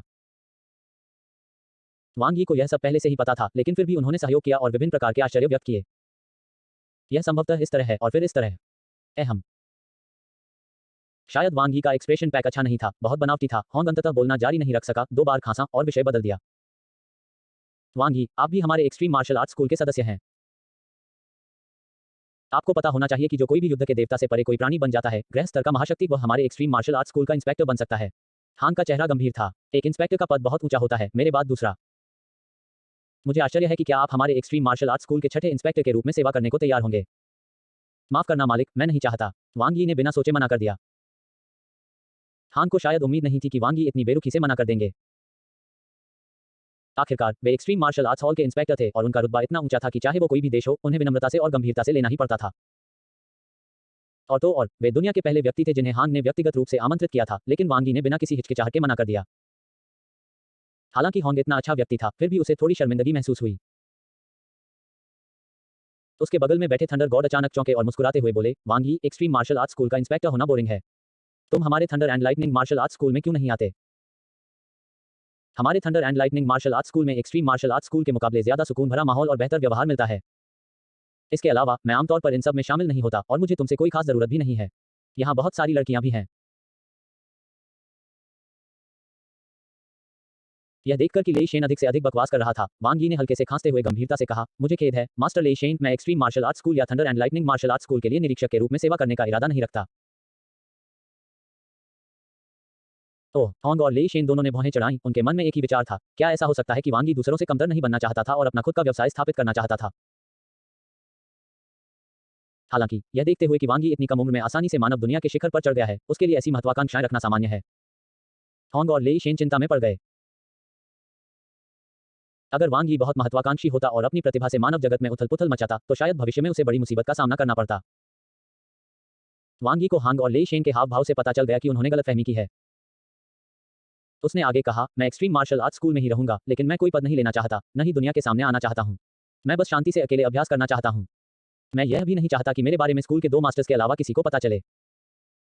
वांग यी ने शांत स्वर में और स्पष्ट दृष्टि से बात की। ओह! होंग और लेई शेन को राहत महसूस हुई और उनके चेहरों पर मुस्कान आ गई। एक बहुत ही सच्ची मुस्कान। जिस तरह से उसने वांग यी को देखा, वह ऐसा था जैसे वह किसी साथी यात्री को देख रहा हो। शाबाश, वांग यी। थोर तारीफ किए बिना नहीं रह सका, तुम्हारी उम्र और प्रतिभा को देखते हुए इन सांसारिक मामलों में फंसना बेकार होगा। साधना हमारी पीढ़ी का सबसे महत्वपूर्ण लक्ष्य है। जैसी कि उम्मीद थी, हम एक ही रास्ते पर हैं, हाहा। थोर हंसे बिना नहीं रह सका। थोर एक बहुत ही सरल मार्शल आर्ट कट्टरपंथी है, इसलिए स्वाभाविक रूप से वह वांग यी जैसे लोगों को देखना पसंद करता है जो उसके समान है। हांग ये मुस्कुराया और बोला, चूंकि तुम्हारे पास यह विचार है, तो इसमें कोई बुराई नहीं है। आज से मैं तुम्हारी अनुमतियां रीसेट कर दूंगा और तुम्हें मेरे अधीन एक और विशेष और गुप्त पद प्रदान करूंगा। मेरे अलावा कोई भी तुम्हारी जानकारी नहीं देख सकेगा और कोई भी तुम्हें आदेश नहीं दे सकेगा। हांग ने एक पल सोचा, मैं एक छाया समूह फिर से स्थापित करूंगा। सारी जानकारी सार्वजनिक नहीं की जाएगी। तुम इस समूह के प्रभारी होगे। तुम्हें अपनी टीम बनाने का पूरा अधिकार होगा। कोई नियमित मिशन नहीं होगा। मेरे अलावा कोई और हस्तक्षेप नहीं कर सकता। तुम क्या सोचते हो? धन्यवाद, श्रीमान मास्टर, मुझे ऐसा करने में खुशी होगी। वांग यी ने थोड़ा झुककर प्रणाम किया। वह अब कम प्रोफाइल रखना चाहते हैं, उन्हें सुर्खियों में रहने या ऐसा कुछ करने की कोई आवश्यकता नहीं है। वास्तव में, इसे स्पष्ट रूप से कहें तो तथाकथित शैडो ग्रुप सिर्फ हॉर्न द्वारा विशेष रूप से स्थापित एक विभाग है, ताकि वांग यी की पहचान की रक्षा के लिए उसे एक्सट्रीम मार्शल आर्ट्स हॉल में रखा जा सके। यह वांग यी के एक्सट्रीम मार्शल आर्ट्स जिम में पंजीकरण कराने के बराबर है। यह स्थिति पहले से ही बहुत शिथिल है। ऐसा अनुमान है कि हॉन्ग ने वांग यी को यह पद इसलिए दिया क्योंकि उन्होंने देखा कि वांग यी में अच्छी प्रतिभा है और वह पहले से ही ग्रह स्तर पर है। हॉन बहुत अच्छे मूड में था क्योंकि उसे बिना किसी कारण के एक अच्छी प्रतिभा वाला ग्रह स्तरीय विशेषज्ञ मिल गया था। तभी वांग यी ने शर्मिंदगी से हल्की खांसी की। वैसे, गुरुजी, मैं जल्द ही एलीट ट्रेनिंग कैंप से स्नातक होकर एक्सट्रीम मार्शल आर्ट्स स्कूल में दाखिला लेने वाला हूं। वो ब्लैक गॉड सूट या वो किंग क्लास इंटेलिजेंट फाइटर। क्या आप मुझे कोई एक दे सकते हैं? जब हांग ने वांग यी की बातें सुनी, तो उसे मजा भी आया और उलझन भी। शायद पहली बार उसका सामना वांग यी जैसे किसी व्यक्ति से हुआ था जो उससे कोई मदद मांग रहा था। लेकिन वांग यी की मौजूदा ताकत को देखते हुए इन दोनों चीजों को हासिल करना वाकई मुश्किल नहीं है। इसके अलावा, वांग यी पहले से ही एक ग्रह स्तरीय महाशक्ति है और उसके पीछे अभी भी अज्ञात रहस्य हैं। वह अपने एक्सट्रीम मार्शल आर्ट्स स्कूल का सदस्य भी है। इसलिए होंग ने एक पल सोचा और कहा, मैं तुम्हें ब्लैक गॉड सेट दे सकता हूं, लेकिन हमारे एक्सट्रीम मार्शल आर्ट्स स्कूल के कुछ नियम हैं। मुझे पता है। वांग यी ने बीच में कहा, क्या यह सिर्फ सभ्यता संख्या 9 के खंडहरों पर जाकर आपको बेचने के लिए एक और बनाने की बात नहीं है? जरूर। तुम्हें सच में ये भी पता है? हांग यी ने गुस्से से देखा, फिर सिर हिलाया। तुम सच में इतने सीधे साधे नहीं हो, पर मुझे परवाह नहीं। चूंकि तुम्हें पहले से ही शर्तें पता हैं, तो मैं तुम्हें ब्लैक गॉड सूट दे सकता हूं। तुम एक और सूट बनवाकर बाद में हमारे एक्सट्रीम मार्शल आर्ट्स स्कूल को बेच सकते हो। जहां तक राजा स्तर के बुद्धिमान योद्धा की बात है, तुम्हें पता है कि हालांकि हमारे एक्सट्रीम मार्शल आर्ट्स स्कूल में कई बुद्धिमान योद्धा हैं, राजा स्तर के बुद्धिमान योद्धा की शारीरिक शक्ति राजा स्तर के राक्षस की शारीरिक रक्षा शक्ति के करीब होती है। यह भगवान स्तर के राक्षस के किसी भी हमले का सामना कर सकता है। यह बहुत महंगा होता है। बाहर एक की कीमत 260 अरब या उससे ज्यादा है और फिर भी इसकी कोई मांग नहीं है। वांग यी के चेहरे पर थोड़ी अधीरता देखकर हॉन थोड़ा मुस्कुराया और कहा, बेशक, मैं आपको किंग क्लास बुद्धिमान लड़ाकू विमान दे सकता हूं, लेकिन इसे मुफ्त में नहीं दिया जा सकता। आंतरिक कीमत 180 बिलियन है। वांग यी ने भौहें चढ़ाते हुए कहा, मेरे पास अभी इतना पैसा नहीं है। हॉन दाओ, कोई बात नहीं, आप अभी कर्ज अपने पास रख सकते हैं और धीरे धीरे उसे चुका सकते हैं। जरूर। वांग यी को इसकी परवाह नहीं थी। अपनी मौजूदा ताकत के बल पर वह शायद एक दर्जन उच्च स्तरीय प्रभु स्तर के राक्षसों को मारकर पैसे जुटा सकता था। यदि यह काम न करे तो राजा स्तर के राक्षस को मार डालो। ओह, ठीक है। वांग यी को कुछ सूझा। गुरुजी, आपके पास आध्यात्मिक साधकों के लिए कुछ गुप्त विधियां तो होनी ही चाहिए, है ना? क्या आप उन्हें मुझे बेच सकते हैं? आखिरकार, हम सब एक्सट्रीम मार्शल आर्ट्स स्कूल से हैं। हमें धन संपत्ति परिवार के भीतर ही चाहिए। इन्हें पढ़ने के बाद गुप्त विधियां गायब नहीं हो जाएंगी। वांग यी हांग की आध्यात्मिक साधकों की नींव के बारे में सोचने लगा। यद्यपि यह कोई शक्तिशाली गुप्त तकनीक नहीं है, लेकिन वांग यी अब गुप्त तकनीकों में कमजोर है, इसलिए इसे न पाने से तो यह होना ही बेहतर है। हॉन जैसे स्थानीय अमीर आदमी से मिलना दुर्लभ है, इसलिए मुझे उससे कुछ पैसे कमाने हैं। तुम्हें यह भी पता है? हॉन ने अजीब सी नजरों से वांग यी को देखा। एक संक्षिप्त विचार के बाद हॉन ने अंततः वांग यी को आध्यात्मिक गुरु की मूल बातें का अभ्यास करने की गुप्त विधि देने का फैसला किया। मुझे नहीं पता कि क्या यह लोगों का दिल जीतने का प्रयास है। इस बार यह बहुत उदार था। हालांकि वांग यी को युद्ध के देवता के महल का सदस्य बनना पड़ा और आध्यात्मिक गुरु की मूल बातें सीखने के लिए आभासी स्थान पर जाना पड़ा। वांग यी को इस बात से भी प्रोत्साहन मिला कि वह होंग से अपने नंगे हाथों से बेसिक्स ऑफ साइकिक मास्टर का एक सेट प्राप्त कर सकता है और फिर उसने थोर की ओर देखा। थोर, जो पहले मुस्कुरा रहा था, जब उसने वांग यी की संदिग्ध निगाहें देखी तो दंग रह गया। तुम मुझे क्यों देख रहे हो? मैं तुम्हारा मालिक नहीं हूं और मेरे पास तुम्हें देने के लिए कुछ भी नहीं है। वांग यी मुस्कुराए और बोले, मास्टर लेई शेन, मैं बचपन से ही आपके thunder and lightning martial arts school के 7 स्टार टॉवर के बारे में बहुत उत्सुक रहा हूं। मैं जानना चाहता हूं कि क्या मुझे आपके 7 स्टार टॉवर देखने का मौका मिलेगा।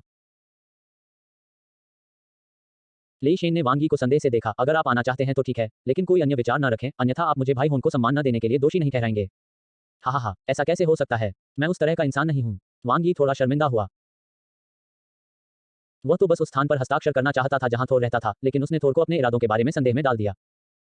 वैसे वांग यी, तुम अभी किस स्तर पर हो? मुझे नहीं लगता कि तुम ग्रह स्तर पर हो। थोर आखिरकार खुद को रोक नहीं पाया और पूछा। मास्टर लेई शेन, आप मजाक कर रहे हैं। मैं युवा हूं और कुछ ही समय पहले मैंने एक बड़ी उपलब्धि हासिल की है। मेरी तुलना उन दोनों वरिष्ठों से नहीं की जा सकती। वांग यी ने विनम्रता से कहा। थोर ने अचानक से नाक सिकोड़ी और वांग यी को मुक्का मारा। वांग यी के हाव भाव अपरिवर्तित रहे। उसकी आकृति चमक उठी और आग की एक लकीर में बदल गई और तुरंत मार्शल आर्ट प्रशिक्षण हॉल के दूसरे कोने में चली गई। थंडर गॉड पवेलियन के स्वामी, क्या आप मेरी परीक्षा लेने की कोशिश कर रहे हैं? वांग यी के चेहरे पर एक अप्रसन्नता दिखी। थोर रुक गया और अजीब भाव से वांग यी को देखने लगा। तुम वाकई असाधारण हो, तुमने मेरा मुक्का चकमा दिया। कोई तीसरे दर्जे का ग्रह भी मेरे हमले से बच नहीं पाता, लेकिन तुम। थोर एक ग्रह स्तर 7 का व्यक्ति है, जो पृथ्वी पर सबसे उच्च स्तर का और शारीरिक रूप से सबसे स्वस्थ इंसान है। अपने एक ही मुक्के से वह ग्रह स्तर 5 के बलवान व्यक्ति को मार गिरा सकता है। 18 वर्षीय लड़का वांग यी, जिसने अभी अभी सफलता प्राप्त की थी, वास्तव में उसके हमले से बच गया। इस समय थोर की नजर में वांग यी और भी रहस्यमय हो गया। हान, जो देख रहा था, तभी बोला, ठीक है थोर, सबके अपने राज होते हैं। चूंकि वांग यी नहीं चाहता, इसलिए उसे मजबूर मत करो। आपकी समझ के लिए धन्यवाद। वांग यी ने हॉन की ओर थोड़ा झुककर कहा। लेकिन वांग यी, चूंकि आप पहले से ही हमारे एक्सट्रीम मार्शल आर्ट्स स्कूल के सदस्य हैं, इसलिए आपको हमारे एक्सट्रीम मार्शल आर्ट्स स्कूल के नियमों का पालन करना होगा। मुझे उन लोगों से नफरत है जो नियम तोड़ते हैं और लापरवाही से काम करते हैं, क्या आपको पता है? हांग ने शांत भाव से वांग यी को देखा, लेकिन उसके शब्दों से वांग यी का दिल कांप उठा। वांग यी ने सिर हिलाया और कहा, मुझे पता है, गुरुजी। मैं एक्सट्रीम मार्शल आर्ट्स स्कूल के नियमों का पालन जरूर करूंगा। वांग यी जानता था कि हान कोई नर्म दिल इंसान नहीं है। वरना वह दुनिया की दूसरी महाशक्तियों को अकेले नहीं दबा पाता ताकि वे लापरवाही से काम करने की हिम्मत न कर पाएं। वाह, अच्छी बात है। हांग ने और कुछ नहीं कहा। उसे लगा कि वांग यी भले ही जवान है, उसे सही गलत में फर्क करना आना चाहिए। हॉन्ग ने फिर कहा, जब आप प्रशिक्षण शिविर से निकलेंगे तो मैं आपके लिए व्यवस्था कर दूंगा। यह अब संभव है। वांग यी को अभिजात वर्ग के प्रशिक्षण शिविर से कोई लगाव नहीं है। ठीक है, एलिट कैंप से निकलने के बाद मैंने आपके लिए जो पद तय किया है, वह आपको तुरंत दे दिया जाएगा। क्या आप हमारे होननिंग बेस सिटी में काम करना चाहते हैं या जियांगन बेस सिटी लौटना चाहते हैं? होंगन ने पूछा। वांग यी ने कहा, मैं जियांगनान बेस सिटी लौट रहा हूं, लेकिन मैं जियांगनान बेस सिटी में कोई पद नहीं संभालूंगा। वह जियांगनान इसलिए लौटा क्योंकि उसका परिवार और प्रेमी वहां थे। वास्तव में, जब तक वह पृथ्वी पर है, उसके लिए हर स्थान एक समान है। वैसे थंडर गॉड पवेलियन के स्वामी, वांग यी ने जाते हुए मुड़कर कहा, मैं कल आपके 7 स्टॉर्स टॉवर का दौरा करूंगा। तब मुझे वापस मत भेजना। हॉन्ग और लेई शेन ने वांग यी को काफी देर तक बिना कुछ बोले जाते हुए देखा। भाई हॉन्ग, आप इस बच्चे के बारे में क्या सोचते हैं? आखिरकार वह एक इंसान है। हॉन्ग की आंखें गहरी थीं। उसमें काफी प्रतिभा है और ऐसा लगता है कि उसे और भी मौके मिले होंगे। वरना इतने कम समय में उसके लिए ग्रह स्तर तक पहुंचना नामुमकिन होता। ऐसा तो बिल्कुल नहीं है। मुझे डर है कि उसकी ऐसी स्थिति सिर्फ विशाल ब्रह्मांड में ही हो सकती है। मेरा मानना है कि जैसे जैसे वह बड़ा होगा, मानवता की वर्तमान स्थिति में कुछ मददगार साबित होगा। हालांकि हमें उस पर नजर भी रखनी होगी और उसे कोई गलती करने या भटकने नहीं देना होगा। हान को अचानक वांग यी के बारे में मिली खुफिया जानकारी याद आ गई। लगा कि उसे किसी को भेजकर लंबे समय से निष्क्रिय ऑस्ट्रेलियाई महाद्वीप की जांच करवानी चाहिए। वांग Yi extreme martial arts school के वैश्विक मुख्यालय अंतरिक्ष यान के मुख्य द्वार से बाहर निकले और अंततः राहत की सांस ली। हालांकि अभी वह हॉन्ग और लेई शेन के सामने शांत और संयमित दिखाई दे रहा था, लेकिन वास्तव में उसकी नसें बहुत तनावपूर्ण थीं। और जब थोर ने अचानक उस पर हमला किया और उसका परीक्षण किया, तो उसने लगभग अपना डोमेन छोड़ दिया। लेकिन अब यह अंततः खत्म हो गया है। श्रीमान वांग यी। लाल वस्त्रधारी अश्वेत व्यक्ति, जो वांग यी के साथ बाहर आया था, मुस्कुराया और पास ही लॉन में खड़े एक त्रिकोणीय अंतरिक्ष यान की ओर इशारा किया। संग्रहालय के मालिक ने पहले ही निर्देश दे दिया है कि बुद्धिमान लड़ाकू विमान आपके लिए आरक्षित है। वांग यी की नजर पहले ही उस सुंदर घुमावदार काले त्रिकोणीय लड़ाकू विमान पर पड़ चुकी थी। उसके धड़ की कुल लंबाई लगभग 20 मीटर और चौड़ाई लगभग 10 मीटर थी। कुल मिलाकर यह अपेक्षाकृत मोटा और ठोस लग रहा था। मेरे पास भी एक बुद्धिमान लड़ाकू विमान है। वांग यी की आंखों में उत्साह की झलक दिखाई दी। जब उन्होंने डिवोरिंग द स्टार्स देखी थी, तब से ही उनके मन में हमेशा यह आशा थी कि उनका अपना एक उड़ने वाला लड़ाकू विमान होगा। अंतरिक्ष यान के मालिक होने से भी अधिक तीव्र। लड़ाकू विमान को आकाश में उड़ाना और राक्षसों से लड़ना पुरुषों का रोमांस है। बुद्धिमान प्रणाली की मदद से वांग यी ने स्मार्ट फाइटर के सिस्टम को तुरंत उपयोगकर्ता की पहचान करने की अनुमति दे दी। बेशक वांग यी जानता था कि सभी स्मार्ट फाइटर्स के पीछे हान द्वारा छोड़े गए गुप्त दरवाजे काम कर रहे थे, लेकिन वह इसके बारे में कुछ नहीं कर सकता था। वह बस इतना ध्यान रख सकता था कि हान को उसके राज पता न चलें। और अपनी गति बढ़ाने के लिए अपनी ताकत का उपयोग करके जब मैं वास्तव में शक्तिशाली हो जाऊंगा, तब भले ही हॉन को पता चल जाए, वह मेरा कुछ नहीं बिगाड़ पाएगा। और ब्लैक गॉड सूट, एक काले रंग की झिल्ली जैसी चीज ने वांग यी के चेहरे को ढक लिया था, जिससे केवल उसकी आंखें और मुंह ही दिखाई दे रहे थे, जो बहुत अजीब लग रहा था। बेशक वांग यी अब ग्रह स्तर पर है और बिना खाए पिए या सांस लिए जीवित रह सकता है। ब्लैक गॉड सूट और मोन बेल ने मेरी सुरक्षा को फिर से बढ़ा दिया है। वांग यी का दिमाग हिल गया और उसके शरीर पर काली रोशनी ज्वार की तरह बहने लगी और एक काले विंडब्रेकर में बदल गई। वांग यी के मन में अचानक एक अजीब सा विचार आया। काला विंडब्रेकर झट से गाओ योरोंग जैसा हो गया, बस उसका आकार थोड़ा कम हो गया था। वो बिल्कुल सजीव लग रहा था, लेकिन उसका पूरा शरीर काला था और उसने कुछ भी नहीं पहना था। आहम। वांग यी को थोड़ा दोषी महसूस हुआ और उसने तुरंत अपने ब्लैक गॉड सूट को वापस विंडब्रेकर में बदल दिया। हालांकि वांग यी को यह भी पता चला कि ब्लैक गॉड सूट के बहुत व्यापक उपयोग हैं। कम से कम कई अजीबोगरीब और विचित्र उपयोग अचानक उसके दिमाग में उभर आए। मैं इसके बारे में अब और नहीं सोचना चाहता। अब मुझे कुछ उच्च स्तरीय प्रभु स्तर के राक्षसों का शिकार करना है और युद्ध के देवता का दर्जा प्राप्त करना है ताकि मैं युद्ध के देवता के महल में शामिल हो सकूं। वांग यी प्रशिक्षण शिविर में वापस नहीं लौटे क्योंकि उनके पास एक अंतरिक्ष वलय था और सभी महत्वपूर्ण चीजें उनके पास थीं। वांग यी के नेतृत्व में त्रिकोणीय बुद्धिमान लड़ाकू जेट, जिसे वांग यी ने ब्लैक ड्रैगन नाम दिया था, तेजी से हवा में उड़ गया, बिजली की चमक की तरह चमका और प्रकाश की एक काली धारा में बदल गया जो जल्दी से क्षितिज में गायब हो गया। अध्याय 58 युद्ध के उच्च देवता वांग यी। 9 दिसंबर को होंगनिंग बेस सिटी में समृद्ध शहर क्षेत्र की मुख्य सड़क पर स्थित एक्सट्रीम बिल्डिंग, एक 88 मंजिला गगनचुंबी इमारत और होंगनिंग बेस सिटी में एक ऐतिहासिक इमारत है। 41वीं मंजिल पर एक विशाल और शानदार स्वागत कक्ष में श्री वांग यी, गणना के बाद आपकी ये विशाल सामग्रियां कुल 22.5 बिलियन चीनी युआन और 11.25 मिलियन योगदान अंक अर्जित कर सकती हैं। सूट पहने एक अधेड़ उम्र का आदमी कुर्सी पर बैठे काले बालों वाले लड़के से बहुत विनम्रता से बात कर रहा था। हाँ, वांग यी ने सहजता से सिर हिलाया। उसके बेपरवाह रवैये से, जिससे पता चलता था कि उसने 2 उच्च स्तरीय स्वामी स्तरीय राक्षस सामग्रियों को जरा भी गंभीरता से नहीं लिया था, उस अधेड़ उम्र के व्यक्ति के माथे पर, जो इस मंडली में अच्छी तरह से जानकार था, हल्का सा पसीना आ गया। कुछ ही देर बाद वांग यी एक धातु का बक्सा लेकर एक्सट्रीम बिल्डिंग से बाहर निकला। राहगीरों की आश्चर्यचकित और स्तब्ध निगाहों के बीच यूएजिन बुद्धिमान लड़ाकू विमान होंगनिंग बेस शहर से चला गया। इस दिन से वांग यी को आधिकारिक तौर पर युद्ध के उच्च स्तरीय देवता का दर्जा प्राप्त हुआ। असीम स्वच्छ नीले आकाश में काली रोशनी की एक लकीर तेजी से गुजर गई। यह चेतना संवेदक है जो युद्ध के देवता के महल से जुड़ सकता है। राजा श्रेणी के बुद्धिमान लड़ाकू विमान के विशाल केबिन में वांग यी आलीशान और आरामदायक ड्राइवर सीट पर बैठे और अपने सामने धातु का डिब्बा खोला। डिब्बे के अंदर एक जाना पहचाना गहरे नीले रंग का हेलमेट था। यह चेतना संवेदक हेलमेट किसी योद्धा के युद्ध देवता बनने और स्वतः ही युद्ध देवता के महल में शामिल होने पर निःशुल्क प्रदान किया जाता है। इस चेतना संवेदक हेलमेट के साथ आप हेलमेट पहनकर पृथ्वी पर कहीं भी सीधे आभासी अंतरिक्ष में प्रवेश कर सकते हैं। वांग यी लंबे समय से युद्ध के देवता के पौराणिक महल के बारे में उत्सुक है, यह उल्लेख नहीं करने के लिए कि आध्यात्मिक गुरु की नींव की गुप्त विधि जिसे वह अभ्यास करना चाहता है, केवल आभासी स्थान में ही देखा जा सकता है। ब्लैक ड्रैगन 7 स्टार बिल्डिंग में जाओ, जो टोंगपिंग बेस सिटी में थंडर मार्शल आर्ट्स स्कूल का वैश्विक मुख्यालय है। केबिन में बैठे वांग यी ने बुद्धिमान प्रणाली को आदेश दिया। वांग यी ने त्रिआयामी आभासी दृश्य भी चालू कर दिया, जिससे उन्हें बाहर का दृश्य देखने की अनुमति मिली। दक्षिण एशिया में स्थित 100 मिलियन से अधिक आबादी वाला बेस शहर टोंगपिंग भी बहुत स्थिर है, क्योंकि इसके प्रभारी दुनिया के दूसरे सबसे शक्तिशाली व्यक्ति थोर हैं। बेस शहर की वायु रक्षा प्रणाली को अचानक मार्ग के लिए अनुरोध प्राप्त हुआ। बूंद सिग्नल पहचान पास। जल्द ही एक काले त्रिकोणीय लड़ाकू विमान ने हवा को चीरते हुए शहर की रक्षा प्रणाली को एक पल में पार कर लिया। यदि कोई लड़ाकू विमान बिना सिग्नल पहचान के आगे बढ़ता है, तो उसे दुश्मन के रूप में पहचाना जाएगा और उस पर लेजर प्रकाश से हमला किया जाएगा। सामान्यतः कहा जाए तो शक्तिशाली राजा स्तर के राक्षस या ग्रह स्तर के योद्धा भी लेजर प्रकाश द्वारा सीधे हमला करने की हिम्मत नहीं कर सकते। यह राजसी काले त्रिकोणीय लड़ाकू विमान टोंगपिंग बेस सिटी में सबसे प्रसिद्ध थंडर मार्शल आर्ट्स स्कूल के वैश्विक मुख्यालय 7 स्टार्स बिल्डिंग में पहुंचा। 7 स्टार टावर किसी 7 सितारा शिवालय को नहीं, बल्कि प्राचीन शैली के 7 ऊंचे टावरों को दर्शाता है। बीच में सबसे ऊंचा और सबसे भव्य टावर वह है जहां थंडर गॉड साधना करते हैं और रहते हैं।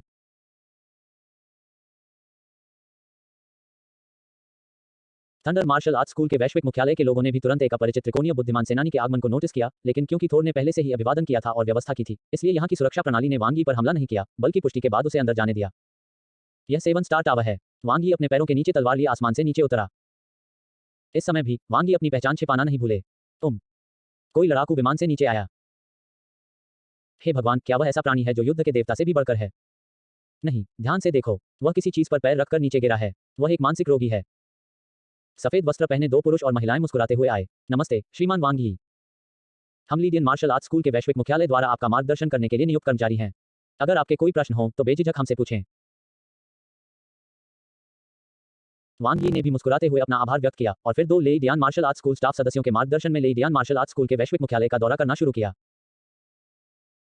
डिंग, सफलतापूर्वक साइन इन करने के लिए मेजबान को बधाई और इनाम 9 स्तरित थंडर ब्लेड ज्ञानोदय।